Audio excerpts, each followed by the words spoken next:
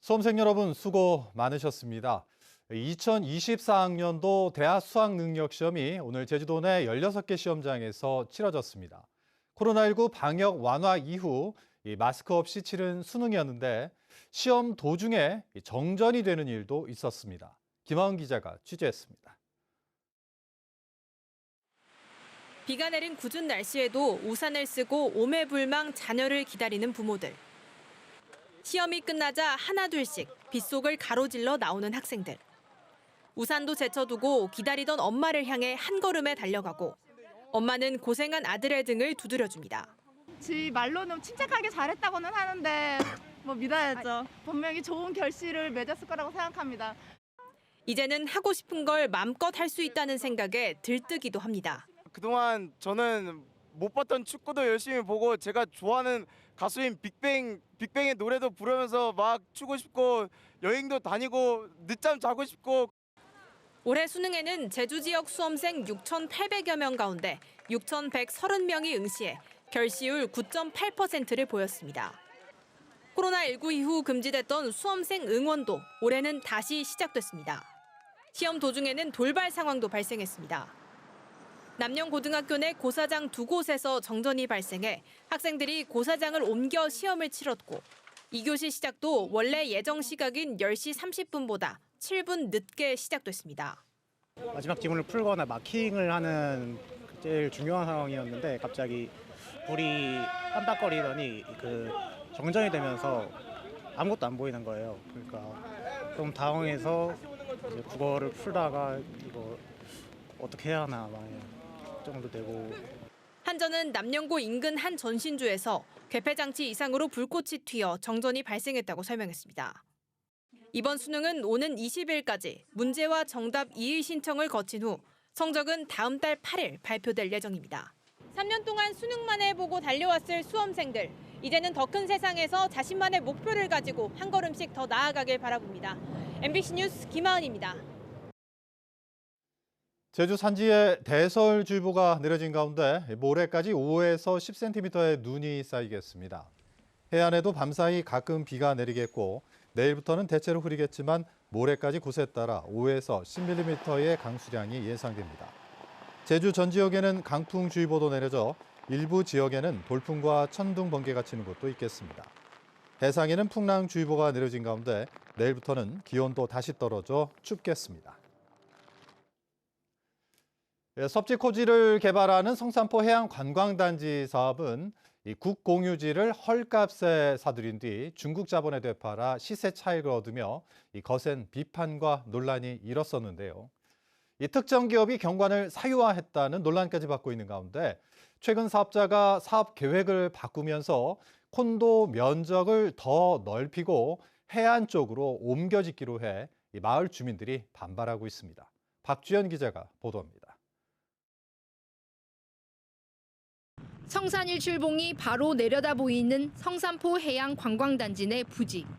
사업자는 이곳 9천여 제곱미터에 지상 4층짜리 콘도를 짓겠다며 제주도에 사업계획 변경안을 제출했고 최근 승인받았습니다.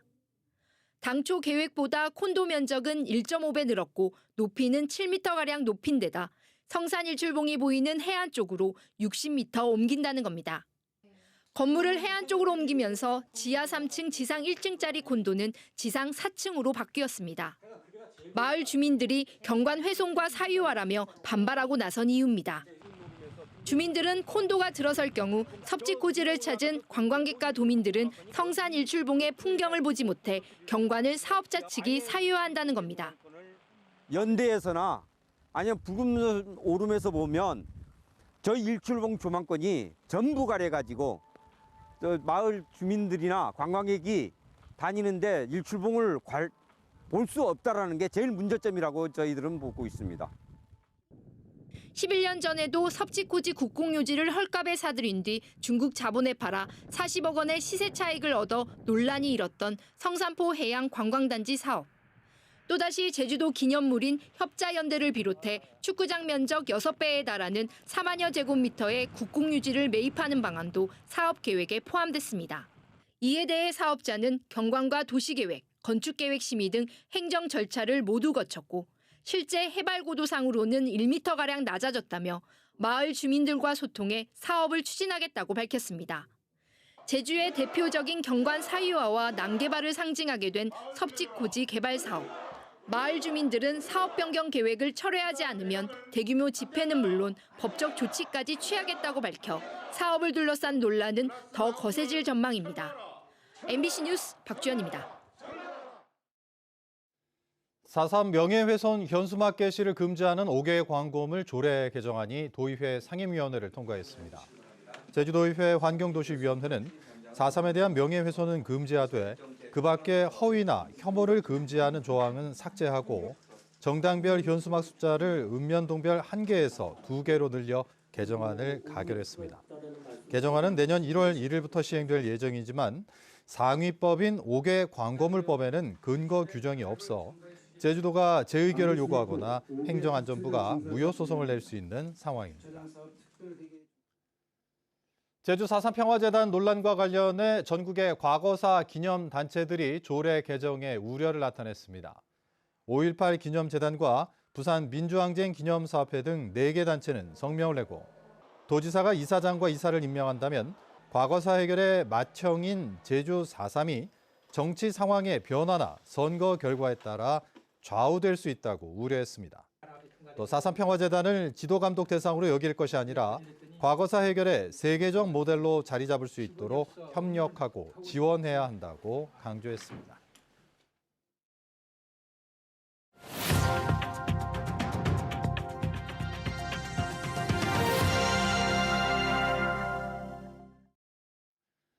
재생에너지 발전 비중이 세계에서 가장 앞선 나라는 북유럽의 덴마크인데요. 전체 전력의 80%가 넘어 제주보다 4배나 많은데도 출력 제한은 문제가 되지 않는다고 합니다. 우리가 안고 있는 고민을 덴마크는 어떻게 해결했는지 송원일 기자가 취재했습니다. 덴마크의 재생에너지 발전 비중은 80%를 넘습니다. 7년 뒤 2030년에는 100%를 달성하겠다며 빠르게 재생에너지를 늘리고 있습니다. 그러나 출력 제한 비율은 3%대를 유지하고 있습니다. 덴마크는 세계에서 재생에너지 보급 속도가 가장 빠른 나라입니다. 재생에너지로 전기를 생산하는 비율이 제주도의 3배가 넘습니다. 그런데도 출력 제한 문제는 심각하지 않습니다.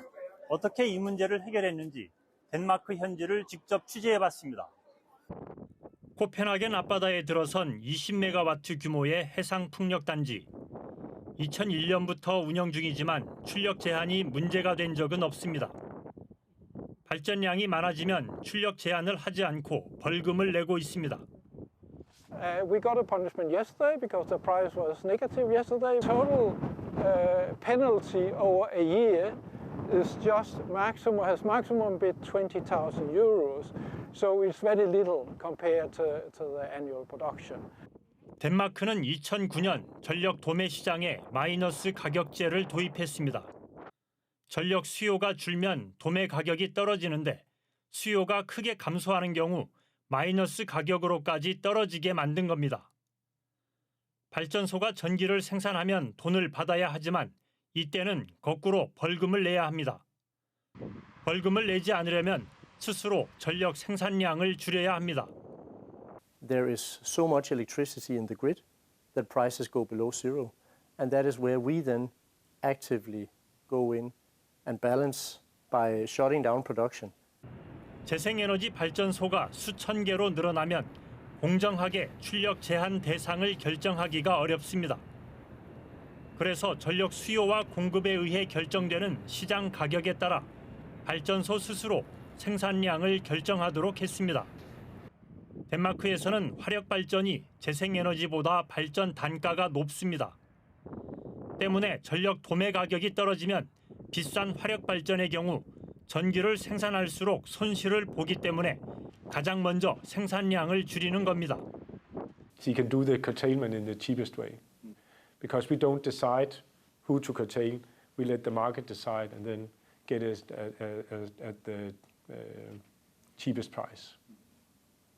가격 경쟁을 통한 출력 제한이 이루어지면서 1995년 95%를 차지했던 화력 발전소는 25년 만에 20% 아래로 떨어졌고 재생에너지는 5%에서 80%를 돌파하며 16배 증가했습니다.